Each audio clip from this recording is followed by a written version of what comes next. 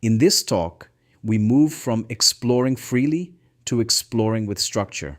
So far, we've seen how the art of exploration helps us break constraints, disrupt patterns, and borrow solutions from entirely different contexts. But unconventional thinking becomes truly powerful only when it is guided by the right frameworks. Today, we'll first align those exploration styles with the thinking frameworks that naturally support them. Frameworks that help us ask better what if questions, generate bold possibilities, and still remain grounded in logic. Then, we'll dive into each framework to understand what it really is and how you can deliberately adopt it in real world problem solving. Think of this session as learning how to give shape, direction, and repeatability to creative exploration. So imagination doesn't just inspire, but reliably creates. Let's now orient our lens to unconventional thinking frameworks, because this is where generative intelligence truly comes alive. When we say unconventional thinking, we don't mean randomness or chaos. We mean a deliberate, structured way of thinking that steps outside familiar paths, questions accepted norms, and looks at problems from angles most people never consider. In fact, this idea is well captured in Frameworks for Thinking by Mosley and colleagues, where these approaches are described as frameworks for productive thinking, thinking that actually creates something new. Generative intelligence, at its core, is the ability to bring new possibilities into existence, to synthesize ideas, connect distant dots, and shape them into something meaningful and usable. And the bridge between the two is the art of exploration. When exploration is guided by unconventional frameworks, it stops being accidental and becomes repeatable. If we look back at our archer's journey, the patterns become clear. When we broke constraint boundaries, like shooting accurately while riding at speed, we were practicing unconstrained or blue sky thinking, supported by adaptive thinking that adjusted to real-world limits. When we broke accepted patterns, like redesigning arrows to defeat armor, we were using lateral thinking, again strengthened by adaptation. And when we crossed contexts, borrowing ideas from slingshots to create the crossbow, we stepped into analogical thinking, guided by adaptive refinement. These frameworks don't replace logic. They expand what logic can work with. Now, let's explore each of these frameworks in detail and see how you can consciously adopt them to strengthen your own generative intelligence. Unconstrained, or blue sky, thinking is the discipline of temporarily switching off reality. Not because reality doesn't matter, but because it often shows up too early and shuts great ideas down before they are even born. In this mode of thinking, we deliberately ignore feasibility, cost, technology, or today's limitations, and instead explore the full space of what could be possible. Think back to our archer. For centuries, the rule was simple. A good archer stands still. Movement meant inaccuracy. Horses were for transport, not for precision. Blue sky thinking begins the moment someone dares to ask an impossible question. What if an archer could hit a target while galloping at full speed? No immediate concern for balance, aim, or tradition, just the idea itself. To practice unconstrained thinking, the first step is to suspend judgment. No, that won't work. No, we don't have the tools. Instead, you start removing constraints one by one. What if the archer doesn't need to stand still? What if stability could come from something other than the ground? What if speed itself became an advantage? At this stage, we don't solve problems. We expand imagination. We sketch future scenarios, visualize outcomes, and let ideas breathe without demanding answers. Only later do we bring logic and engineering back in. Unconstrained thinking doesn't give us the final solution, but it gives us the freedom to discover entirely new directions. And without that freedom, breakthroughs like horseback archery would never even enter the realm of possibility. Lateral thinking is the art of escaping the straight line. While logical thinking moves step by step along a familiar path, lateral thinking deliberately steps off that path to discover ideas that logic alone would never reach. Coined by Edward de Bono, it is not about being illogical, it is about being non-obvious. Let's return to the battlefield. When metal armor became common, archery was declared obsolete. The logical conclusion was clear: arrows can't beat armor. Sequential reasoning would push archers to accept this reality and move on. Lateral thinking asks a different kind of question. What if the problem isn't the arrow, but the way it delivers force? That single mental shift breaks the pattern. To practice lateral thinking, we start by challenging assumptions. Does an arrow have to be broad? Does it need to slice? Or could it punch? Then we provoke new ideas by reframing the problem. Instead of, how do we shoot better arrows, we ask, how do we concentrate energy into the smallest possible point? From that reframing emerges a breakthrough: longbows with immense draw weight and narrow, square-sectioned iron spike arrowheads. The rules of the game didn't change, physics still applied, but the approach did. By exaggerating force and shrinking impact area, arrows regained their lethality against armor. Lateral thinking thrives on provocation. Reverse the problem, exaggerate a constraint, remove an assumption, or inject a random idea and see where it leads.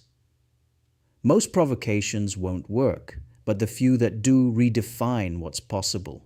In short, lateral thinking doesn't solve problems by following the rules. It solves them by reshaping the rules themselves, and that's how accepted limits quietly disappear. Analogical thinking is the ability to solve a problem by borrowing wisdom from somewhere else. It works by recognizing that very different-looking problems can share the same underlying structure, and that a solution in one domain can often be translated into another. Let's go back to our archer. Traditional archery demands years of strength, control, and training. Mastery is hard-earned, and accuracy is skill-bound. But then we notice something curious. Children, without years of training, can hit targets using a slingshot. Different tool, different context, yet surprisingly similar outcome.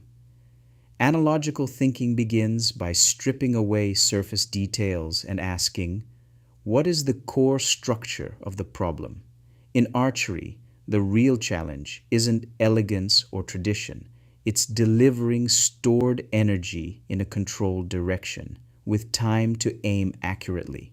Once we see that structure, we search for it elsewhere. The slingshot reveals a key insight. The user doesn't hold tension while aiming. Energy is stored first, then released with control. That mechanism, not the rubber bands, is the transferable idea.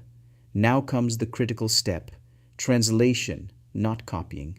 We don't turn bows into slingshots. Instead, we adapt the mechanism. The result is the crossbow, locking stored energy in place with a trigger, eliminating fatigue, and lowering the skill barrier dramatically. Analogical thinking always demands caution. Not every similarity is meaningful. That's why we test suitability and avoid false analogies. But when the structure truly matches, the payoff is powerful. Nature, engineering, biology, and everyday tools become idea libraries. When practiced well, analogical thinking allows us to leap across domains, bringing proven solutions into entirely new worlds. Just as the crossbow brought accuracy to those who never could have mastered the bow.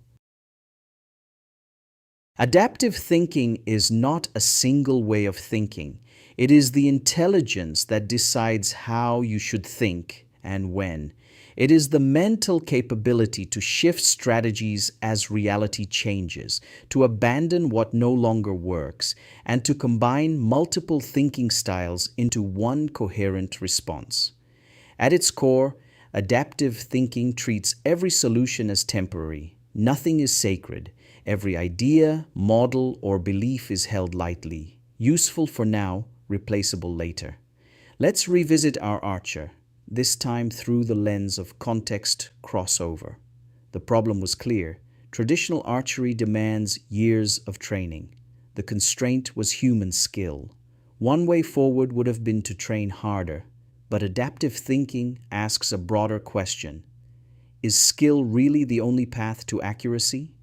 Here, adaptive thinking orchestrates multiple paradigms. First, analogical thinking steps in. We observe that slingshots allow even children to hit targets accurately. The surface looks different, but the structure is familiar. Store energy, stabilize it, then release with control.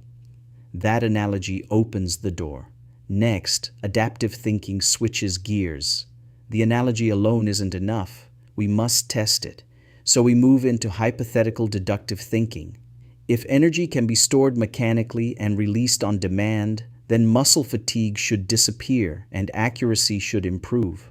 This hypothesis is tested through mechanisms like triggers, locks, and spanning devices. But now new constraints appear.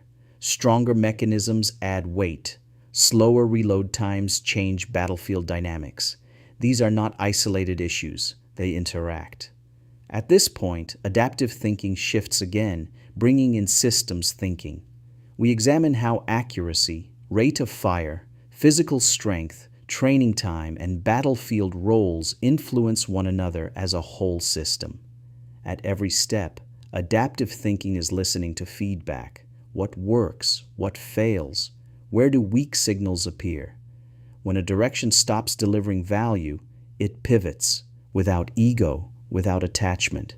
This is why adaptive thinking requires detaching identity from ideas. The archer doesn't fall in love with bows, slingshots, or crossbows. He falls in love with outcomes. Across all our examples, the pattern is consistent. Horseback archery demanded a shift between first principles, unconstrained exploration, experimentation, and system-wide integration. Armor penetration required jumping between lateral breakthroughs and rigorous testing. Crossbows emerged only because multiple thinking models were held in parallel and activated when needed. Adaptive thinking is the conductor of the orchestra. It doesn't play every instrument, but it knows when each one must enter and when it must fall silent. In a world of shifting constraints and complex problems, intelligence is not about having the best single tool.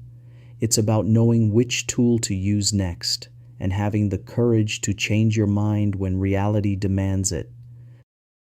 As we close this session, one idea should stand out clearly. Generative intelligence does not emerge from creativity alone. It emerges from disciplined exploration guided by the right frameworks. Unconventional thinking gives us freedom, but frameworks give that freedom direction, coherence, and impact.